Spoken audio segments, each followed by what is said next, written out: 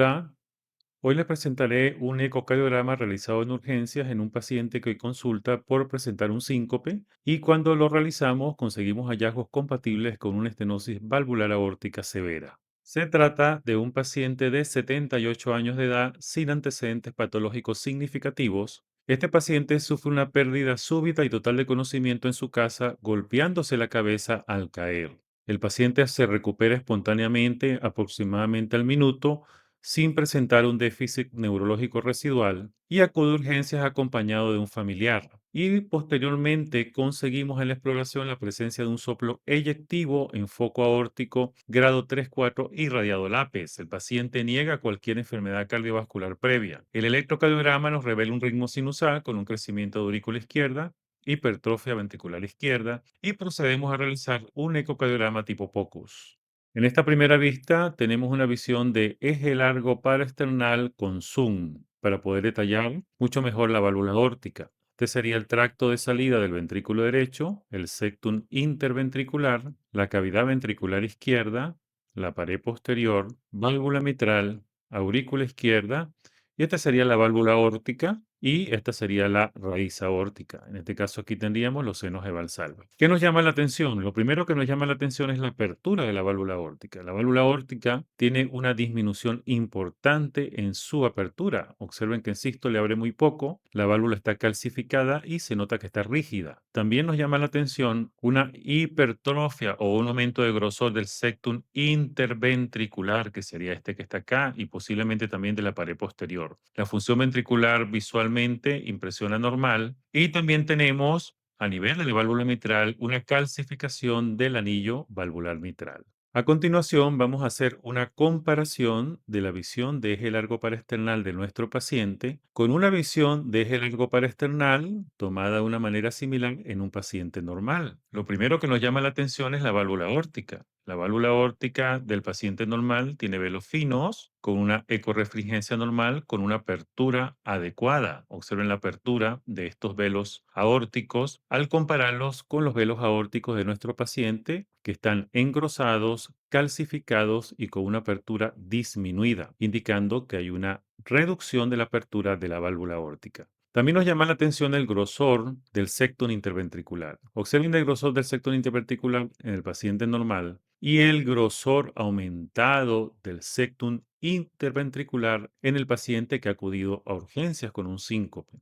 Hay una hipertrofia ventricular izquierda importante que puede ser explicada por una disminución del área valvular aórtica, lo que implica que ese ventrículo izquierdo tiene que hacer mucha más fuerza o desarrollar más presión para poder impulsar la sangre a través de esa válvula que está disminuida de calibre. También nos llama la atención la válvula mitral. En la válvula mitral del paciente normal es de velos finos, abre adecuadamente, mientras que en nuestro paciente hay una calcificación del anillo mitral. Con frecuencia en la enfermedad aórtica degenerativa también hay degeneración a nivel de la válvula mitral y suele acompañar a la degeneración valvular aórtica. Cuando colocamos Doppler color en esta visión de eje largo paraesternal sobre la válvula aórtica, podemos observar la presencia de aliasing a nivel de la raíz aórtica. Este aliasing se explica porque la velocidad del flujo aumenta al pasar por una válvula aórtica que está reducida de calibre. A continuación, vamos a ver la visión de eje corto paraesternal a nivel de los grandes vasos. En el centro observamos la válvula aórtica, esta sería la válvula pulmonar, el tracto de salida del ventrículo derecho, válvula tricúspide, aurícula derecha y la aurícula izquierda. La válvula aórtica luce severamente calcificada y hay una reducción importante y significativa en su apertura, sugiriendo que esa válvula está estenótica. Para poder observar mejor las diferencias, vamos a comparar la visión de eje corto de grandes vasos de nuestro paciente con una visión de eje corto de un paciente normal. El paciente normal tiene una válvula trivalva. Observen que los velos son delgados, no están calcificados y hay una apertura completa de la válvula. Cuando comparamos con nuestro paciente, los velos están severamente calcificados y hay una reducción significativa e importante en la apertura. La apertura es muy poca, indicando que esta válvula está estenótica. Continuamos con una visión apical de 5 cámaras. En esta visión apical de 5 cámaras, este sería el ventrículo izquierdo, la aurícula izquierda, parte de la válvula mitral. Esta es la válvula aórtica, raíz aórtica, ventrículo derecho, válvula tricúspide y la aurícula derecha. La visión está girada un poco con la finalidad de hacer coincidir la dirección del flujo con la dirección del Doppler para poder realizar las mediciones. Y aquí nos llama la atención que hay una aceleración del flujo. El flujo se acelera y se produce el aliasing, que es la presencia de ese mosaico con múltiples colores a nivel de la raíz aórtica. Y esto ocurre porque esta válvula está estenótica y al estar estenosada, el flujo se acelera y aparece el aliasing. Aquí estamos realizando una comparación entre una visión apical de 5 cámaras de nuestro paciente y una visión apical de 5 cámaras de un paciente normal. En el paciente normal no hay aliasing. Aquí vemos el flujo color a través de la válvula aórtica. Es una válvula aórtica que es normal, no está engrosada, no está calcificada. Y por lo tanto, al no haber aceleración del flujo, vemos el flujo en color predominantemente azul. ¿Por qué? Porque se está alejando del transductor que está ubicado a este nivel. Si nosotros tenemos una válvula estenótica, el flujo se va a acelerar al pasar por esa válvula que está reducida de calibre y al acelerarse se produce el aliasing con el Doppler color y vamos a ver un mosaico de muchos colores. Y aquí podemos ver las diferencias entre el paciente normal y nuestro paciente en una visión apical de 5 cámaras. Ya una vez que estamos en la visión apical de 5 cámaras, vamos a alinear el haz Doppler con la dirección del flujo, utilizando para ello el Doppler color, y colocamos un haz de Doppler continuo, de manera que ese haz quede paralelo con la dirección del flujo. Y así vamos a obtener esta velocidad. Esta es la velocidad a través de la válvula aórtica. Hacemos las mediciones y nos va a dar una velocidad de 4,52 metros sobre segundo con un gradiente medio de 47, lo cual ya de por sí es indicativo de que el paciente tiene una estenosis valvular aórtica severa. También anotamos este valor que es el BTI de la válvula aórtica, que es de 112,1, ya que nos va a servir para el cálculo del área valvular aórtica por la ecuación de continuidad. Aquí vamos a comparar el espectro de Doppler continuo en nuestro paciente con el espectro de Doppler continuo de un paciente normal, obtenidos ambos en la visión apical de 5 cámaras a través de la válvula aórtica.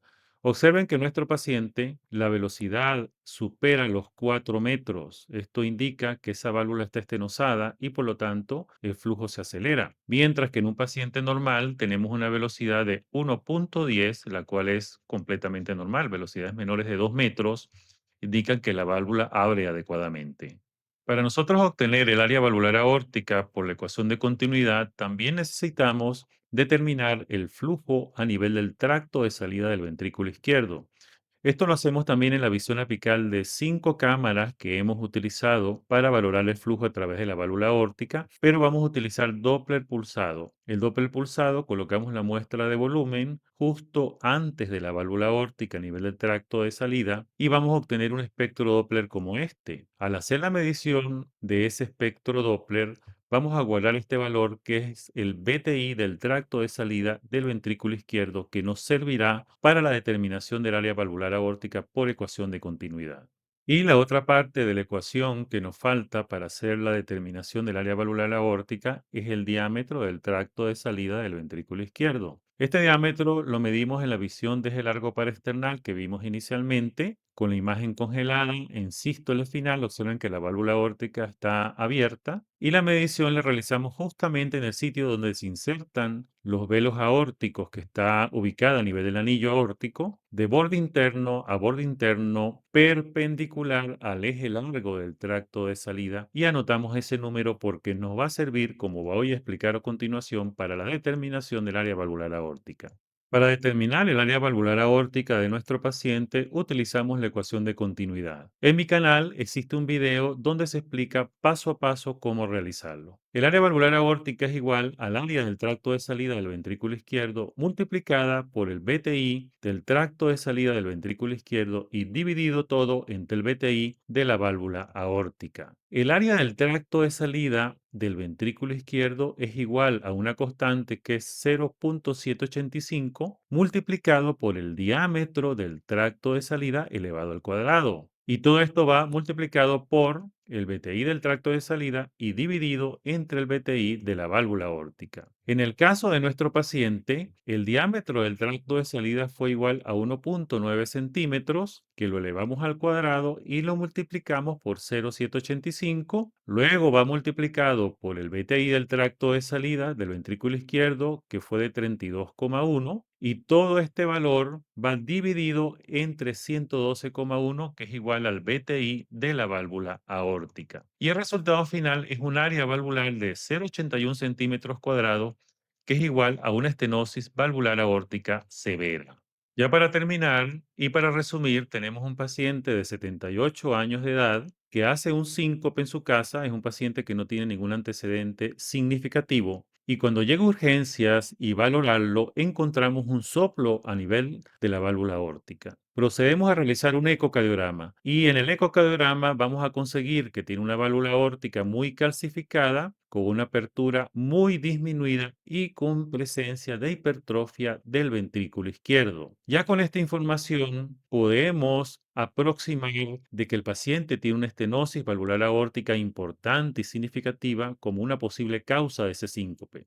Si tenemos posibilidades de utilizar Doppler a nivel de urgencias, lo utilizamos. En este caso, con el Doppler conseguimos una velocidad máxima de 4,5 metros sobre segundo, un gradiente medio de 47 milímetros de mercurio, y al realizar la determinación del área valvular aórtica por ecuación de continuidad, encontramos un área valvular aórtica de 0,81 centímetros cuadrados. De acuerdo a las guías para valoración de la estenosis aórtica por ecocardiografía, una velocidad pico por encima de 4, un gradiente medio por encima de 40 y un área valvular menor de 1 centímetro cuadrado son compatibles con una estenosis valvular aórtica severa, y en este caso la etiología es degenerativa, ya que hay una presencia de calcificación importante no solamente a nivel de la válvula aórtica, sino también a nivel de la válvula mitral.